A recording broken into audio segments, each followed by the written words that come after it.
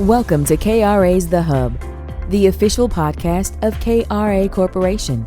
And now get ready to hear workforce topics and trends you need to know on the go. All right, welcome back to KRA's The Hub podcast. I am here today with a special guest. I've had the opportunity recently at the U.S. Conference of Mayors winter meeting in Washington, D.C. to connect with my next guest.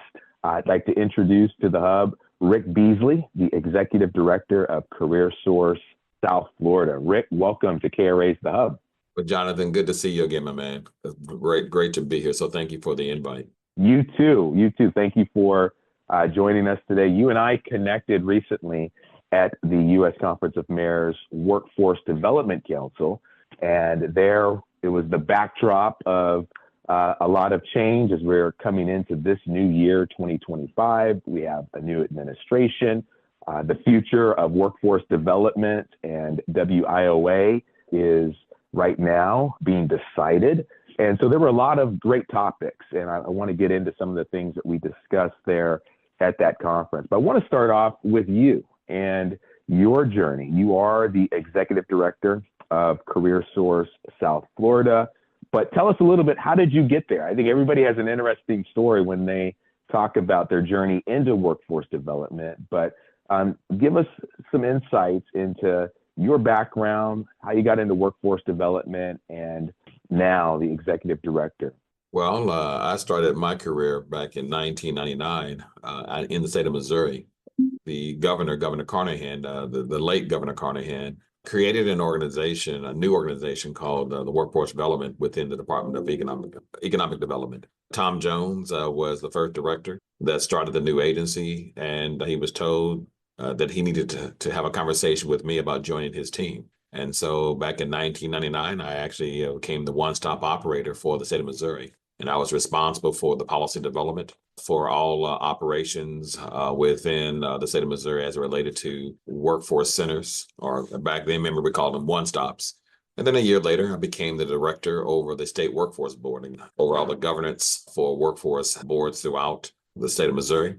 And then 1 year later, I became the director for the state agency. And I replaced Tom, who is my mentor. And Tom has gone on to, he transitioned to heaven. And so he's been a guiding force in my life. He's a good guy. I could always count on him. But I've had some other great mentors. I think, Jonathan, you got a chance to meet Clyde McQueen, who is the CEO of Full Employment Council there in Kansas City. And Clyde is also a good mentor. I've been in this system for well over 30, 40 years now, Clyde has been.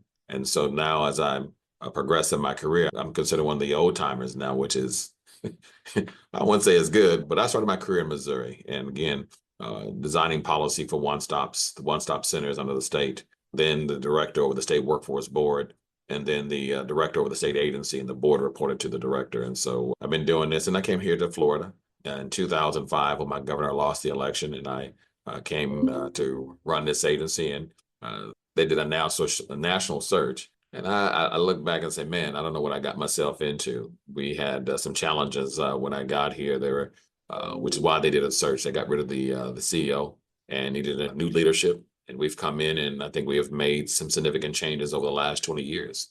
So very proud of the work that we have done. So that's great. Yeah, thank you for sharing your journey there to Florida. I think one of the things about workforce development is that the principles are simple. Our approach to what we do, how we do it, who we serve along the way.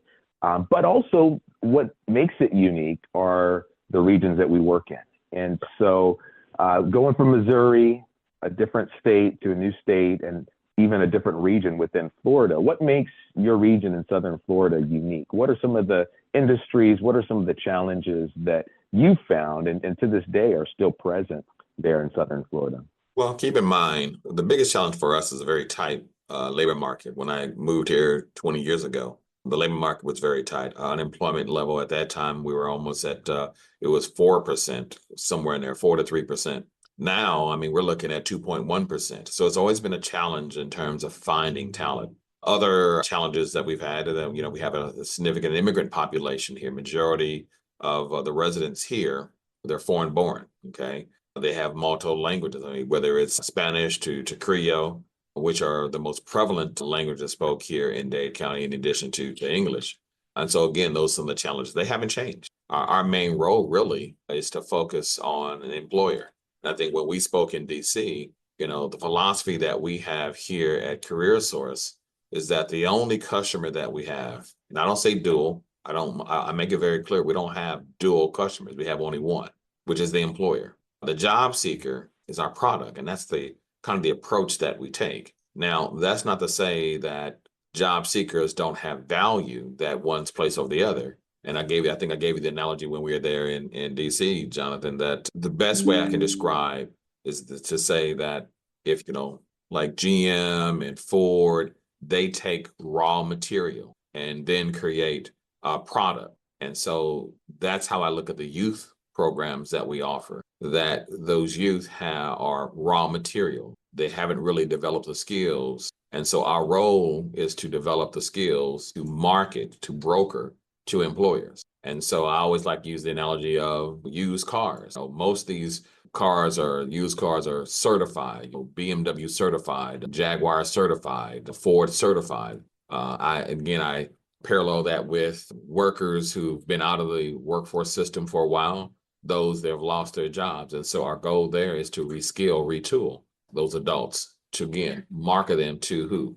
The employer. Again, our only customers. Job seekers can't hire themselves. And so I always fight, and for us to say, hey, why do we keep saying dual customer, dual customer? We don't have dual customers. Customers can't hire themselves. The only customer that we have is the employer. What we broker is the talent supply.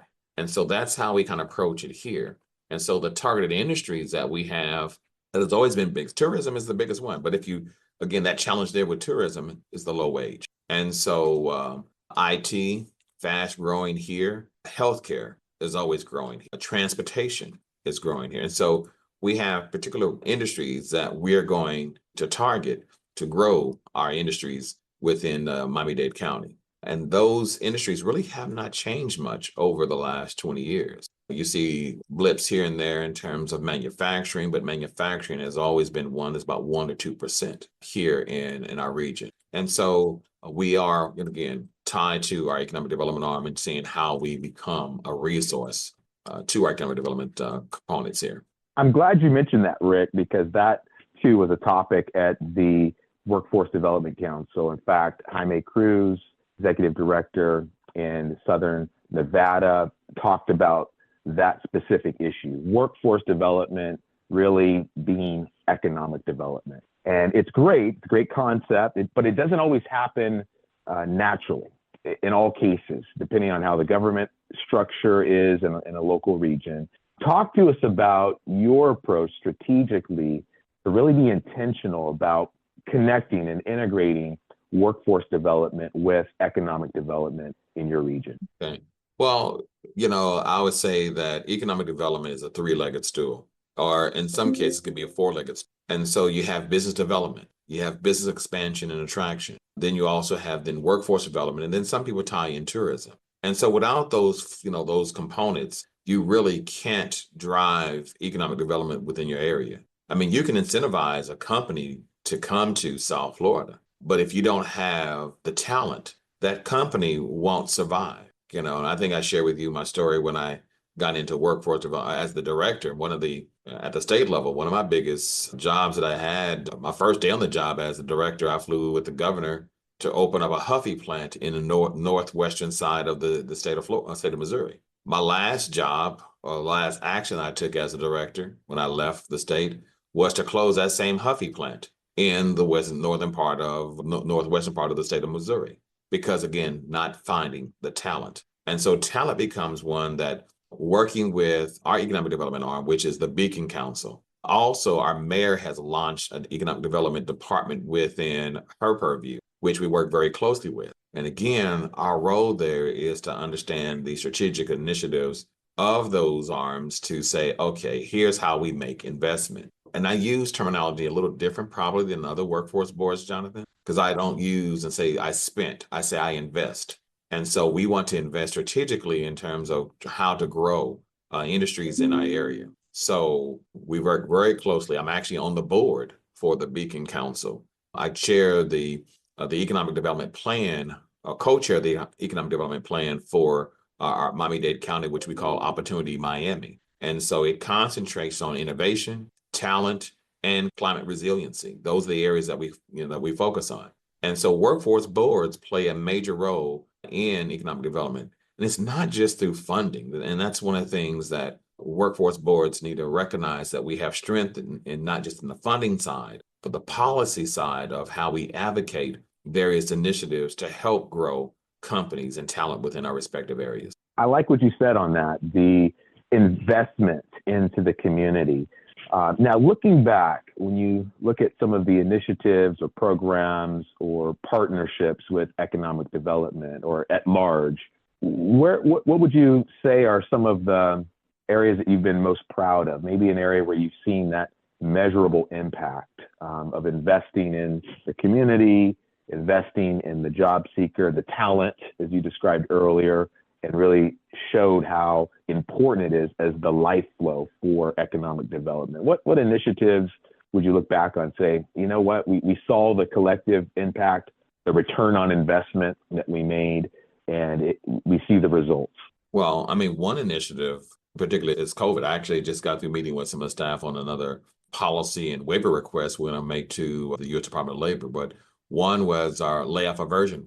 And, back in 2020, every state experienced significant layoffs during COVID. And I think there was a significant number of states that experienced the unemployment systems in those states breaking down. Here in Florida, they broke down. On average, every night we were forwarding or mailing back almost 40 to 50 boxes a night, and sometimes 60 boxes a night of paper applications for unemployment, because the unemployment system here, the online system, broke down. It literally crashed.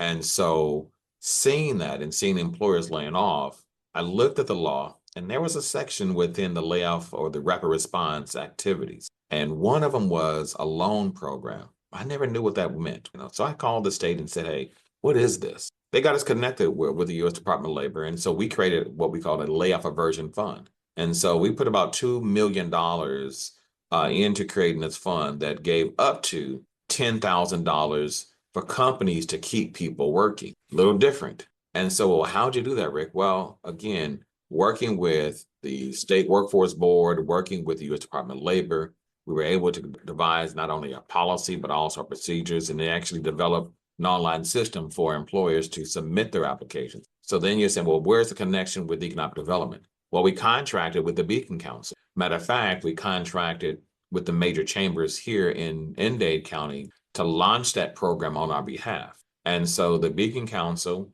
I think in total, we served roughly about a little bit over 4,000, employers. A significant number of folks that we were able to maintain. I can get the numbers a little later to give to you, but it allowed us the ability to help those employers keep people working. And so that's the benefit. Getting connected to, again, the business community. I'm the former chairman of the Greater Miami Chamber of Commerce, which is the largest chamber in the state of Florida.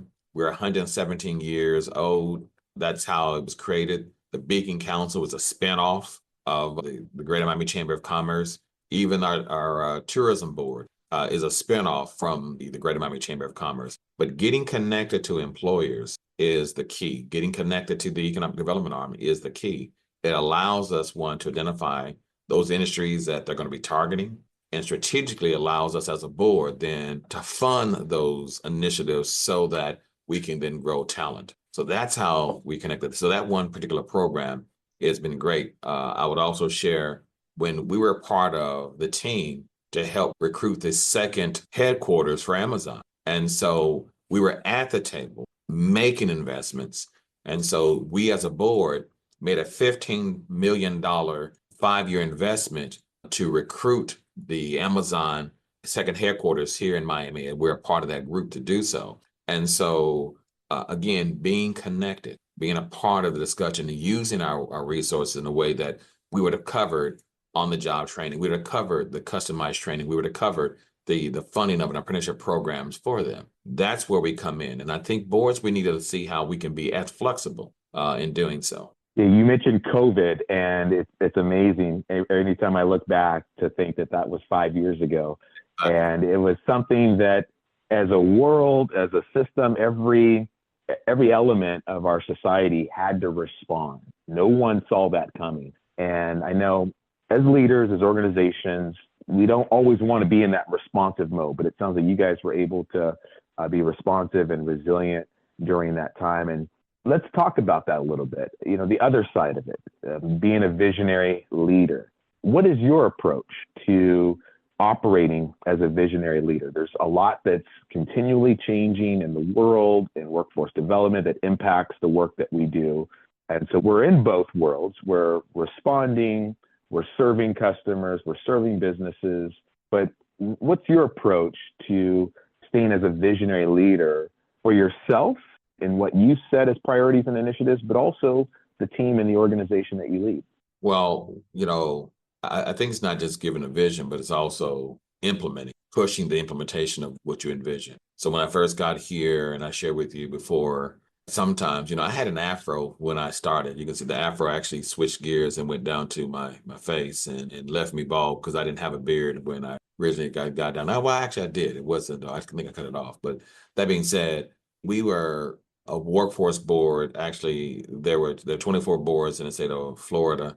We were dead last. Performance-wise, we didn't have the system in place to really manage how we operate our business. Financially, we had significant disallowed costs when I got here. Actually, I said if I had seen the audit before I got here, and I kept asking during the interviewing process, it hit my desk after the contract hit okay? So we had challenges. And so we set the tone of what we're going to do. We implemented a performance tool that enabled us to manage our performance. I had to dig our hands, roll up my sleeves and dig in to get the finances in order. I'm an economist by trade, but I've served as a treasurer for a number of organizations, so I know how to look at our resources. So we put out the vision with our board of we're going to be accountable. So how do we do that? And so we strategize on those tools that same thing on the finances. We put in and brought in new policies and brought in new staff to help us get to the direction where we need to be. And so it's not just giving out a vision, but I'm looking at the landscape of where we are and then trying, also strategizing where we should be. It's like Wayne Gretzky said that he would get to where the puck is going to be. And I think that's where we as workforce boards need to be. But it's also driving a vision where others can see. So I know we're the only workforce board in the country that have an automated monitoring. That monitoring tool allows us to be in compliance. 100% of our data elements are reviewed daily. Email goes out to my providers to tell them exactly what needs to be done on all the cases in the system. Now, my vision there is that we would offer that to the state. So it got done, but we had to push it. So it's not just giving a vision, but it's also laying out the plan to implement that vision. I have some wonderful staff, I have some great staff that enable us to do it. 3 or 4 years ago, I kept saying, I want to automate the monitoring tool. I want to automate the monitoring tool. I wanted us to concentrate on being able to be in compliance, but also providing technical assistance. So we came up with one. Our staff designed it. The Balanced Scorecard, a tool that we've had over a series of years, but we've keep automating it and changing that tool to improve. So the other piece about you would say being a visionary leader is not being complacent to where you are, but also striving to be better. And so we have a common measures tool that enables us to monitor our federal performance measures, whether it's adult, dislocated worker, youth, and Wagner Pfizer. I'm able to see that on a daily basis. And it gives me a projection where we could be. And when we're seeing deficiencies in an area, we're not waiting to adjust. We're already making the adjustment. And so we have made investments, significant investments, to automate a number of things that we do. So I'm able to see our performance on a daily basis, because we spent the money either through the work number, the wage credit that we get from the state, but also the new hire report. We've made the investments. So that's the piece of getting our board in line to say, hey, this is what we need, but also implementing the strategies and the vision to make sure that we accomplish the goals. So that's, I hope I've answered the question, but we have made the investments. We've got some great staff, and then you try to push them to get to where you want them to be. And so the monitoring tool, I would tell you not only that I kept pushing the state of Florida to give it to the workforce boards, they gave us the resources, but now we're about to launch it in the state of Missouri. We have their data, so we're designing it. We're trying to have conversations, to finalize our conversations with the state of Nevada through my good friend Jaime. And so again, our vision, really, my vision there is that we have one monitoring tool that all states are able to utilize. And every state's different. Everyone's going to ask for something different based on, quote unquote, what issue may arise,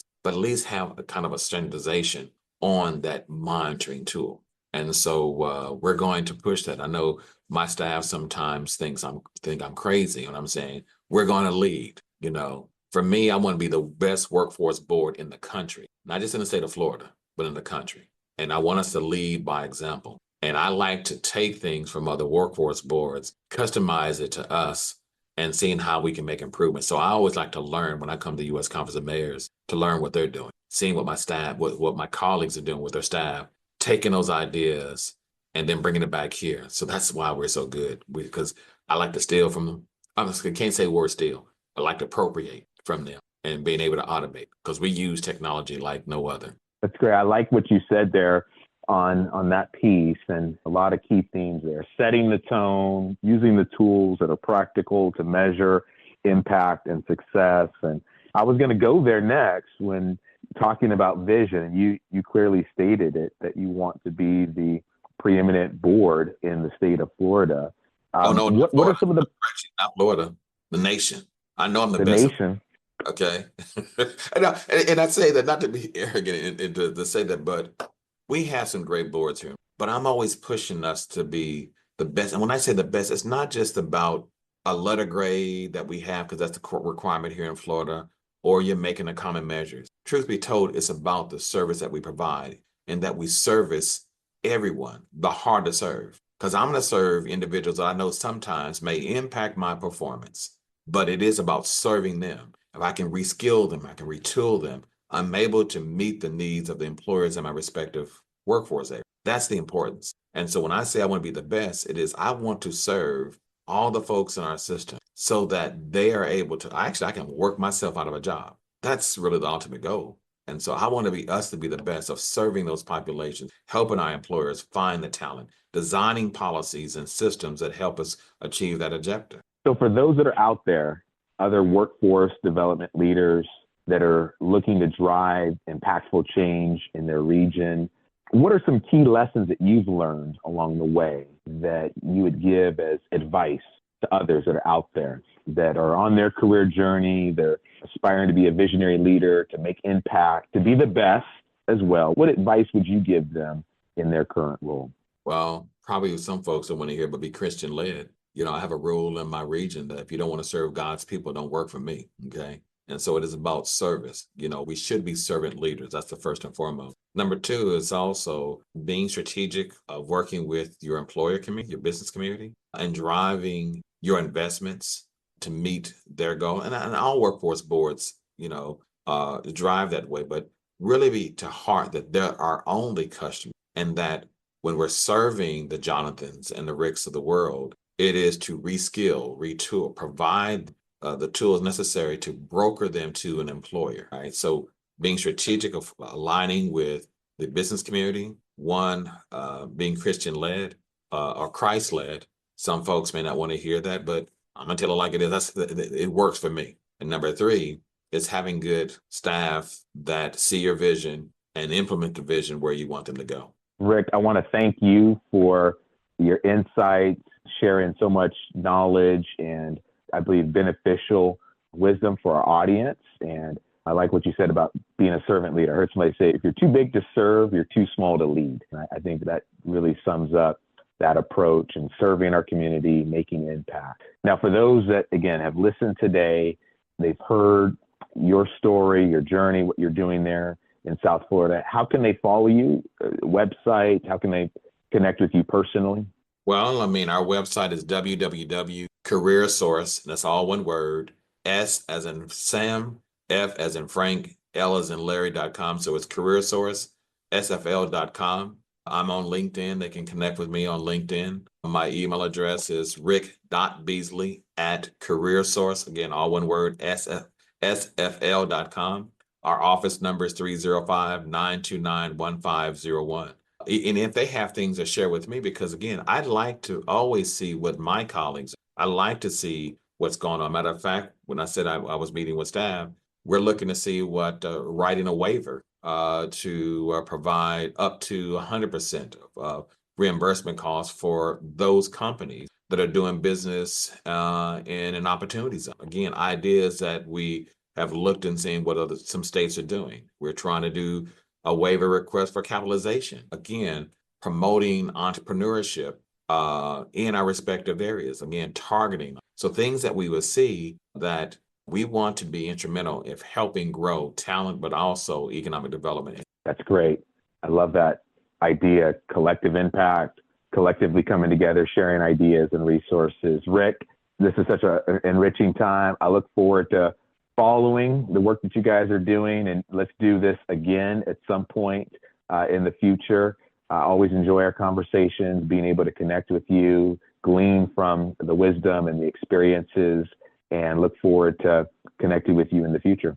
The same here. And if you see anything of other workforce boards that are doing some very creative stuff, please send it over to me. I love for us to learn to see what others are doing, because we're not great at everything. We try to be knowledgeable about a lot of stuff, can't be masters of everything. But if you see something, Jonathan, that one of my colleagues that are doing some great stuff, please send it over to us so that we can learn, so that we can also improve our area. I always love to see how we can. That's great. And that's one of our goals here at the Hub, is to give a voice and to amplify what's being done in workforce in different parts of the country. So I look forward to continuing to create that space here, share those ideas with each other. And as we connect at conferences, that's another nexus point as well, where ideas and influencers come together. So I look forward to being a part of that as well, Rick, and sharing those ideas, and also continue to learn from you as well. So thank you for that. Hope to see you all soon. Tell Note I said hello. Maybe I see you at SETA or at NOB in March. But again, tell Note I said hello, and good luck to KRA, what you all are doing in the projects that you're working at. So you all are doing some great work as well. You may be hosting this podcast, but you didn't brag about what you all are doing. So you all do some fantastic work. Yeah, no, thank you. We've had a partnership in the Southern Florida region as well. And so, hey, we work together, and it's part of that collective impact. So we look forward to future partnerships as well. Right. Thanks, Jonathan. Thank you so much. Good to see you. All righty. You too. Take care, Rick. Bye-bye. Bye-bye. Thank you for listening to KRA's The Hub. Don't forget to subscribe to the podcast on Spotify, Apple Podcasts, or wherever you listen to podcasts. To learn more about KRA Corporation, visit www.kra.com. Thanks so much for listening, and we'll be back soon with a new episode.